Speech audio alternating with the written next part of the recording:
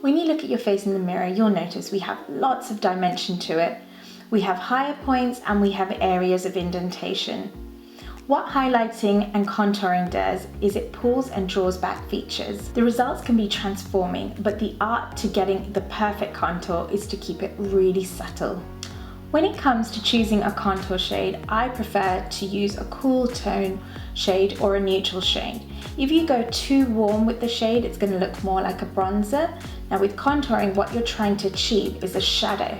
You want to create the effect or the illusion that something is drawn back or something has disappeared.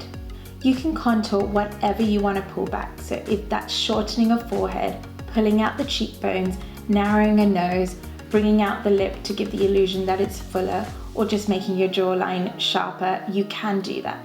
But it's important to see what features you have and what really needs to be enhanced and what you need to leave alone. Contouring is something that has been used for years. I don't think there was a specific contour kit many years ago. It's something that's become popularized through celebrities. So you don't necessarily need a specific product made for contouring. You can just use a darker foundation or a darker powder. So contouring products come in a cream form and a powder form. When you're choosing a cream form, you often get two options. So you could get it in this palette style, or you could get it as a stick. Just choose whatever's easier to work with. I find that a lot of people find a stick easier because you can literally use it like a crayon and draw it on.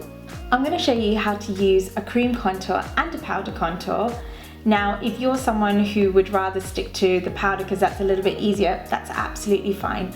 My recommendation is that if you are using a cream, please do set it with a powder, because what you'll find is if it's not set with the powder, it's just going to become muddy over time because it will move around on your face. So let's get started. I'm going to be using this Tom Ford palette. It's called Shade and Illuminate, and it's in the shade 2. I'm going to take a flat synthetic brush to apply it. Okay, so if we look at my face shape, I tend to like to contour my cheekbones, my forehead, but not my entire forehead. So if you look at my forehead, you'll find that it's a little bit more narrow in these areas, on the temple area, but just here is where I find it's a bit too big. So I like to just contour that area. Cheekbones, again, my nose is already quite sharp, so I won't put too much there. I just like to shorten it a little bit, so I'll be applying a little bit here. And I like to make my jawline a little bit slimmer because I don't want a double chin. So I will show you how to do that.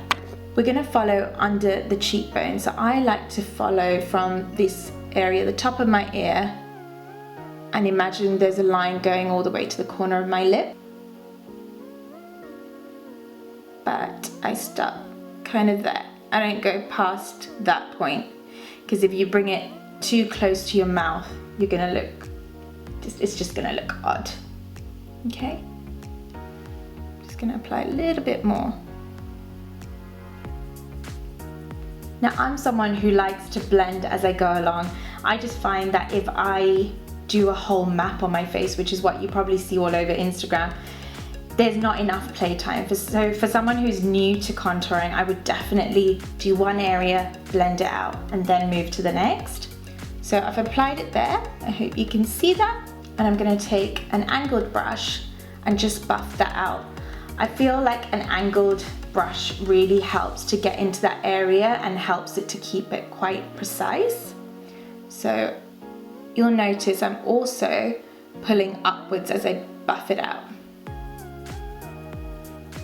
And that's what's going to give us that lifted effect.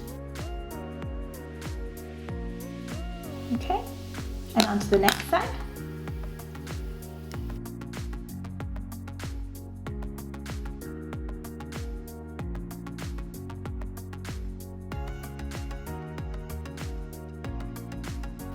And as I was saying, I'm just going to do just the top of my forehead.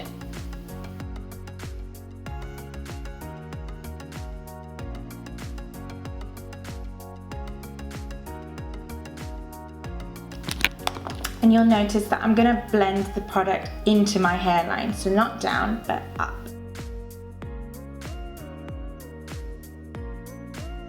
So now I'm gonna be carving out my jawline.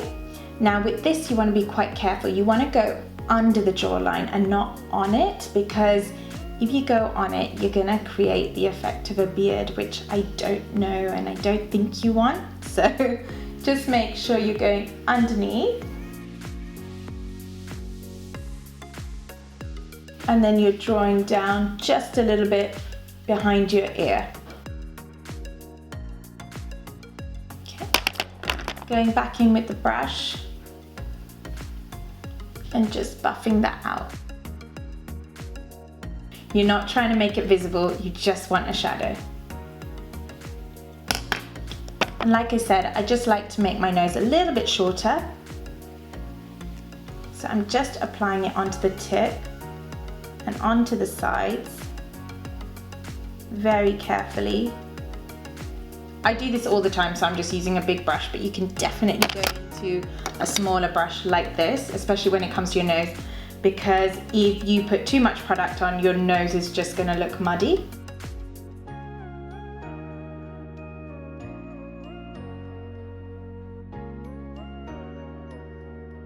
I'm just gonna add a little bit more product to my cheekbones because I'm not sure if it's picking up fully on the camera. I don't want it to wash out. I want you to be able to see it clearly.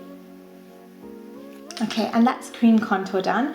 So now what I'm gonna be doing is I'm gonna be setting that. I'm now gonna take this Chanel powder.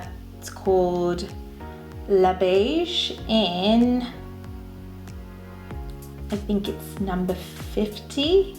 I'll find out and I'll write it in the description box. I'll take a little bit of that. I'm just gonna go ahead and set that.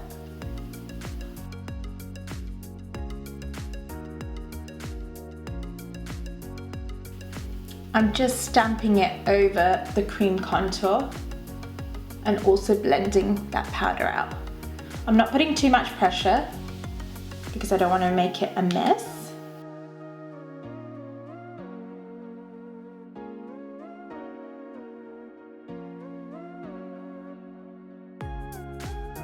On some occasions, you may find that you've been a little bit heavy-handed with either the cream or the powder. If you've been heavy-handed with the cream, I would take whatever foundation is left over on your beauty blender or on your foundation brush and just go and soften it up. This will totally clean up that mess. If you've been a little heavy-handed with the powder, do the same thing. Take your powder brush, dip it into your face powder, and then just clean where need be. Usually what you'll find is you've gone a little bit too heavy-handed down this way, that way, or a little bit too far in. So hopefully using the leftover foundation on your beauty blender and the foundation powder on your powder brush should do the trick with cleaning up that mess. So that is the finished look. I hope you enjoyed it. Let me know if you have any questions in the comment section below. Don't forget to click the subscribe button so you can keep up to date with when I upload my next video. Thank you so much for watching and see you soon. Bye.